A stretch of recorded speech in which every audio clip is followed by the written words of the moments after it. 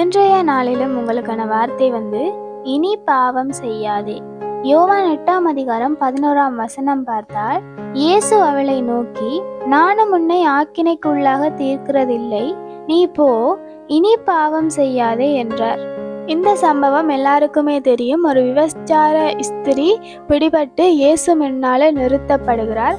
அப்போது எல்லோரும் அவளை கல்லெறிந்து கொல்ல வேண்டும் என்று சொல்லுகிற பட்சத்தில் தேவன் சொல்லுறார், உங்களில் பாவமில்லாதவன் இவள் மேல் முதலாவது கல்லெறிய கடவன் என்று சொல்லுறார். அப்பொழுது அதை கேட்டு தங்கள் மனச்சாட்சியால் கடிந்து கொள்ளப்பட்டு சிறியோர் முதல் பெரியோர் வரை அவ்விடம் விட்டு போகிறார்கள். அந்த விபச்சார ஸ்திரியை யாரும் ஆக்கினைக்குள்ளாக தீர்க்கவில்லை. அப்பொழுது தேவன் சொல்லுறார், நானும் உன்னை ஆக்கினைக்குள்ளாக தீர்க்கவில்லை, நீ போ, இனி பாவம் செய்யாதே.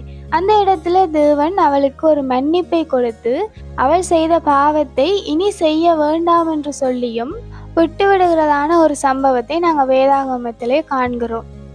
இந்த சம்பவத்தில் தேவன் இரக்கமுள்ளவர் என்றபடியால் அவளை மன்னிக்கிறதோடு நீ இனி பாவம் செய்யாதே என்று கண்டித்தும் சொல்லி ஒரு கண்டிப்பையும் கொடுத்து அவளை விடுவிக்கிறார்.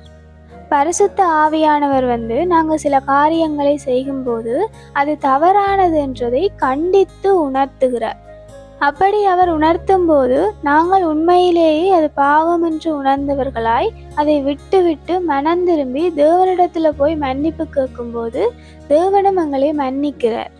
இந்த சம்பவத்தில் நாங்கள் பார்க்குறோம், அந்த ஸ்திரீ குற்றம் செய்தவள் என்று சொல்லி ஒவ்வொருத்தரும் அவளை நியாயம் தீர்த்து அவளுக்கான தண்டனையை கொடுக்க வேண்டும் என்று சொல்லி தேவனிடத்தில் கொண்டு நிறுத்துகிறார்கள்.